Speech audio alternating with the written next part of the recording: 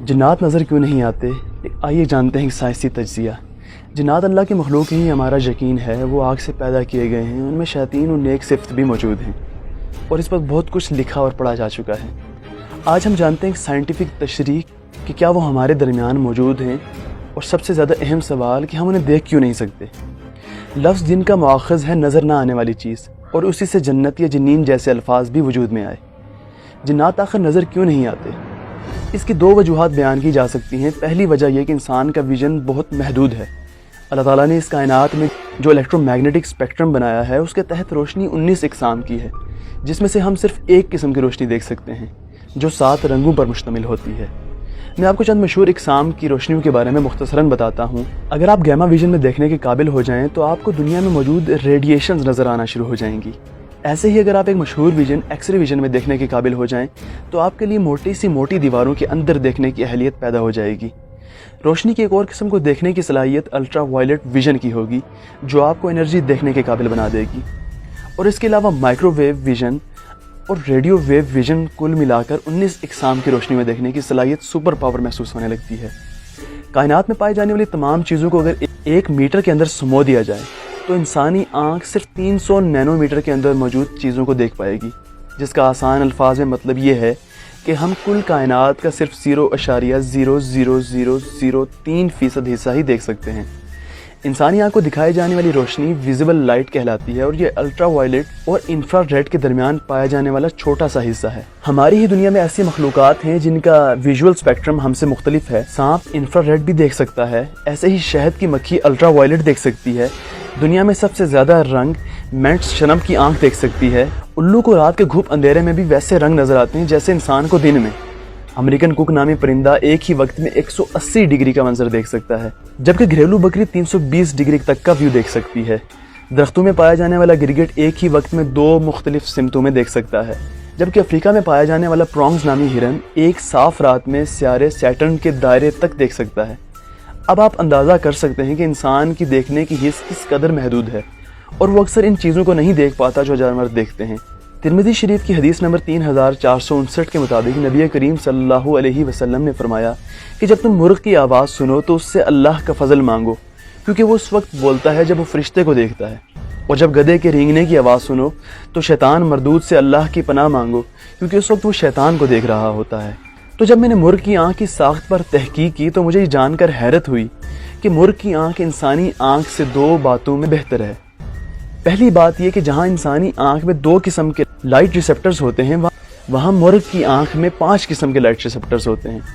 اور دوسری چیز فوبیا ہے، جو انتہائی تیزی سے گزر جانے والی کسی چیز کو پہچاننے میں آنکھ کی مدد کرتا ہے، جس کی وجہ سے مرغ آسانی سے ان چیزوں کو دیکھ سکتا ہے جو روشنی دیں اور انتہائی تیزی سے حرکت کریں۔ اور اگر آپ گدھے کی آنکھ پر تحقیق کریں تو آپ دیکھیں گے اگرچہ رنگوں کو پہچاننے میں گدھے کی آنکھ ہم سے بہتر نہیں ہے، لیکن گدھے کی آنکھ میں راڈز کی ریشو کہیں زیادہ، اور اس وجہ سے گدھا اندھیرے میں درختوں اور سائے کو پہچان لیتا ہے۔ یعنی آسان الفاظ میں گدھے کی آنکھ میں اندھیرے کو پہچاننے کی صلاحیت ہم سے کہیں زیادہ ہوتی ہے۔ البتہ انسان کے سننے کی حس اس کے دیکھنے کی حس سے بہتر ہے، اگرچہ دوسرے جانوروں کے مقابلے میں پھر بھی کم ہے۔ مثال کے طور پہ نیولے نما جانور کے سننے کی صلاحیت سب سے زیادہ یعنی 16 ہرٹز سے لے کر 45,000 ہرٹز ہے، اور انسان کی اس سے تقریباً آدھی یعنی 30 ہرٹز سے لے کر 20,000 ہرٹز ہے۔ اور شاید اسی لیے جو لوگ جنات کے ساتھ ہونے والے واقعات رپورٹ کرتے ہیں وہ دیکھنے کے بجائے سرگوشیوں کا ذکر کرتے ہیں۔ ایک سرگوشی کی فریکوینسی میں تقریباً 150 ہرٹز ہوتی ہے، جس میں انسان کا اپنے ذہن پر کنٹرول ختم ہو جاتا ہے۔ اس کی واضح مثال ASMR تھراپی ہے، جس میں 100 ہرٹز کی سرگوشیوں سے آپ کے ذہن کو ریلیکس کیا جاتا ہے۔ ویڈیو کے شروع میں نے جنات کو نہ دیکھ پانے کی 2 ممکنہ وجوہات کا ذکر کیا تھا، جن میں سے ایک تو میں نے بیان کر دی، لیکن دوسری بیان کرنے سے پہلے میں ایک چھوٹی سی تھیوری آپ کو سمجھانا چاہوں گا۔ سن 1803 میں ڈالٹن نامی سائنسدان نے ایک تھیوری پیش کی کہ کسی مادے کی سب سے چھوٹی اور نہ نظر آنے والی کوئی اکائی ہوگی، اور ڈالٹن نے اس اکائی کو ایٹم کا نام دیا۔ اس بات کو 100 سال گزرے تھے جب تھامسن نامی سائنسدان نے ایٹم کے گرد مزید چھوٹے ذرات کی نشاندہی کی، جنہیں الیکٹرانز کا نام دیا گیا۔ پھر 7 سال بعد ردرفورڈ نے ایٹم کے نیوکلیس کا اندازہ لگایا۔ صرف 2 سال بعد بوہر نامی سائنسدان نے بتایا کہ الیکٹرانز ایٹم کے گرد گھومتے ہیں، اور 10 سال بعد 1926 میں اس میں شارڈنگر نامی سائنسدان نے ایٹم کے اندر بھی مختلف اقسام کی انرجی کے بادلوں کو دریافت کیا۔ جو چیز 218 سال پہلے ایک تھیوری تھی، آج وہ ایک حقیقت ہے، اور آج ہم سب ایٹم کی ساخت سے واقف ہیں۔